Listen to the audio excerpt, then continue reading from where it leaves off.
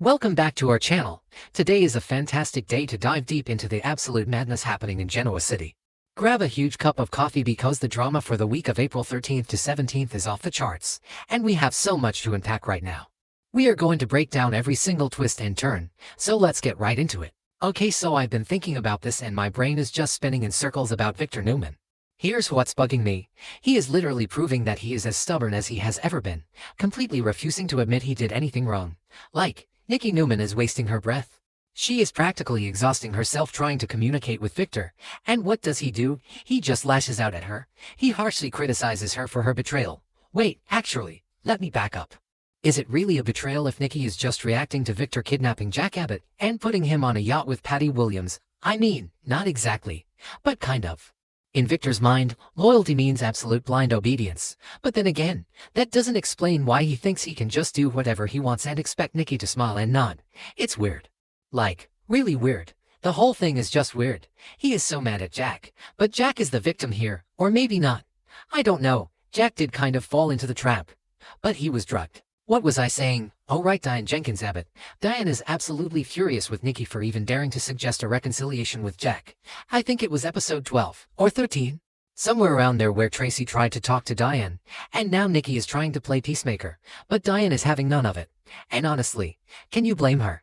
Actually no. First I should mention that Diane is teaming up with Victor. Yes, Victor, the guy who ruined her marriage. Victor is helping Diane get revenge on Jack. Diane is going to have the chance to teach Jack a lesson, and Victor is intervening to make it happen. This is the hostile takeover of Jabbit Cosmetics. I am up late just staring at my ceiling wondering how Jack didn't see this coming. Jack is running to Nikki for comfort, seeking solace in her arms emotionally speaking while his wife is literally plotting with his worst enemy to strip him of his family legacy. It basically makes no sense that Diane would trust Victor, but I guess the enemy of my enemy is my friend, sort of. Okay, no, I just said the opposite about Diane needing sympathy, but hear me out. Diane is being so ruthless right now. She is using her insider knowledge of Jabbit, combined with Victor's endless financial resources, to execute this hostile takeover. Jack is completely desperate, and he is going to Nikki for comfort. The irony of Jack seeking comfort from the wife of the man who is actively destroying his company with his own estranged wife is just, wow. My brain is melting trying to process the family dynamics here. Jack and Nikki teaming up against Victor and Diane. It feels like we are back in the 90s, but with even more corporate espionage. Anyway, the point is, wait, what was the point? Alright, other people making huge decisions. Tessa Porter is canceling her trip to Barcelona with Daniel Romalotti Jr. I kind of get this. Tessa is trying to fix her marriage with Mariah Copeland, who is heading to a psychiatric facility, so flying off to Spain with Daniel who clearly has a massive crush on her is probably a bad idea. But then Daniel is dealing with his own drama. He reacts to a job offer from Phyllis Summers. Daniel actually turns down the opportunity to run his own division at Summers Group. He just walks away. He realizes that forgiveness might be impossible if Phyllis continues to hold onto the Newman family company. Wait, let me back up again. Phyllis got control of Newman Enterprises, and Daniel is basically telling his mom that her corporate greed is ruining their relationship. I mean, good for him. It's about time someone stood up to Phyllis when she gets in these manic revenge modes.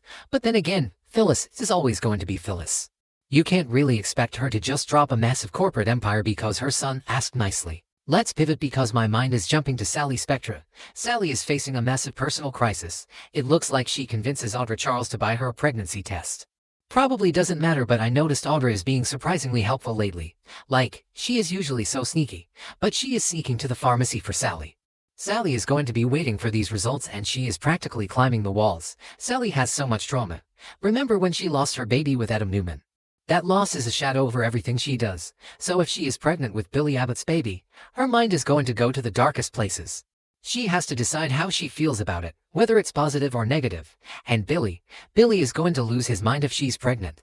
They just got back from London. They are talking about their future, maybe an engagement, and bam, a baby, or maybe not. I don't know if Billy wants more kids since his are teenagers. It's a lot to process, and Sally is just sitting there in the bathroom staring at a plastic stick while her entire future hangs in the balance. Okay, but here is the storyline that is literally keeping me awake at 3 a.m. The Winters family. Lily Winters is asking Dr. Stephanie Simmons about Malcolm Winters' aplastic anemia. Malcolm is dying. He needs a bone marrow transplant. And then Kane Ashley talks to Holden Novak. Kane finds out that Lily has a half-brother. Wait. Kane is shocked by the family connection between Holden and Lily. But actually, if you read into the deeper theories, is Holden really the son? I don't even know anymore. But Kane finds out from Holden that he is Lily's half-brother, and Kane is just completely reeling from this information. He is so shocked by this family connection that he immediately contacts Lily to ask about Malcolm's illness. Imagine the psychological whiplash here. Kane is trying to process that his ex-wife's family tree just grew a massive, unexpected branch. Kane is going to get tested himself to see if he can help Malcolm. I am overthinking this so much, but the genetic implications of all this are just wild. The Winters family is completely falling apart, and now they have to rally around Malcolm while dealing with all these secret children coming out of the woodwork. And then there is Vegas. Oh my god, Las Vegas is a total disaster zone. Matt Clark has Nick Newman tied up. He is keeping him under his control in this creepy storage room. And it's not just a kidnapping. Matt is deciding to give Nick a massive amount of drugs, fentanyl. Matt wants Nick to be dangerously addicted. He is putting Nick in a horrifying situation, waiting for someone to rescue him, but Matt doesn't want to just kill Nick. He told him that killing him is too easy. He wants to watch Nick drown in his own addiction until he forgets his own name. That is so dark. Like, really, really dark.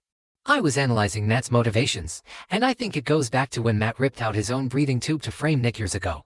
Matt has this obsessive, sadistic need to completely break Nick's spirit. He wants to destroy everything Nick loves. He is basically torturing him psychologically and physically. Meanwhile, Adam Newman is worried sick about the danger. He is trying to pry information out of Reza Thompson about Ronnie, which is Matt's newest alias. Adam is slipping back into his spider persona. He is negotiating, trying to get leverage. Adam actually has a private confrontation with Matt to try and get the upper hand. He offers Matt a deal. He'll help him with his legal troubles and give him money if he lets Nick go and drops his vendetta against the Newmans. But Matt is a psychopath. Will he actually take the deal? Probably not. Or maybe he pretends to. Adam is trying to be the hero here, but his methods are so reckless. He is kissing Rizzo, playing this dangerous undercover game, and he is completely losing sight of the bigger picture. He is so focused on outsmarting Matt that he doesn't realize he is playing right into Matt's hands. And then, midweek, Chelsea Lawson arrives in Las Vegas. This is going to surprise both Adam and Reza. Chelsea was having nightmares about Adam turning back into Spider, and her intuition was spot on. She catches Adam and Reza in the middle of all this. I mean, Adam kissed Reza. Chelsea is going to explode. She came all the way to Vegas because she felt something was wrong, and she is going to walk right into a massive mess. Adam is going to have to explain why he is playing high-stakes poker with his ex while his brother is tied to a chair full of fentanyl. Good luck with that, Adam. But wait, Sharon Newman is also involved. Back in Genoa City, Sharon is trying to convince Devin Winters to have more sympathy for Mariah Copeland regarding her psychiatric facility stint. Devin is furious because Mariah kidnapped Dominic, and he thinks she belongs in prison, not a hospital. Sharon is trying to play peacemaker, but then she gets the news from Chelsea about the absolute chaos unfolding in Vegas. Sharon decides to take matters into her own hands, so she is heading to Vegas to help Nick. Sharon is going to walk right into Matt Clark's trap. Matt literally said he wanted to go after Sharon, Noah, and Sienna once Nick is incapacitated. Sharon flying to Vegas is basically handing Matt his next victim on a silver platter. I am terrified for her. She thinks she is going to save the day with her counseling skills, but Matt is way past the point of therapy. He is a monster. And then, randomly, Lauren Fenmore Baldwin and Michael Baldwin are getting a fresh start. Good for them. They are like the only normal people left in this town. Just enjoying a fresh start while everyone else is either tied to a chair in Vegas, finding out about secret half-siblings, taking panic-induced pregnancy tests, or launching a hostile corporate takeover. It's almost funny how normal Lauren and Michael are compared to the absolute lunacy surrounding them. I mean, maybe they will get dragged into it eventually. Michael is a lawyer, so he will probably have to represent someone in this mess. Probably Nick when he inevitably gets framed for something by Matt, or maybe Jack when he tries to sue Diane. Who knows? I just keep going back to the Victor and Jack dynamic. Victor is helping Diane get revenge on Jack. Why? Because Jack was on a yacht with Patty, but Victor put him there. Victor orchestrated the whole thing, and now he is punishing Jack for falling into the trap. It is the most twisted logic I have ever heard, and Diane is just eating it up. She is so blinded by her anger that she can't see Victor is just using her as a pawn in his endless war against the Abbotts. When the dust settles, Victor is going to own Abbott, and Diane is going to realize she sold her soul to the devil. Or maybe not. Maybe Diane is smart enough to outplay Victor. I doubt it. Nobody outplays Victor Newman, except maybe Nikki, if she actually goes through with her threats to retaliate. This whole week is just a giant powder keg waiting to explode. The Vegas storyline is giving me severe anxiety, the Jabba takeover is making my blood boil, and the Winters family drama is breaking my heart. I need to go to sleep, but my brain is just going to keep analyzing every single frame of these episodes. I'll probably wake up with 5 new theories about Audra tampering with pregnancy tests or Matt Clark secretly working for Victor. Okay, I need to stop typing now.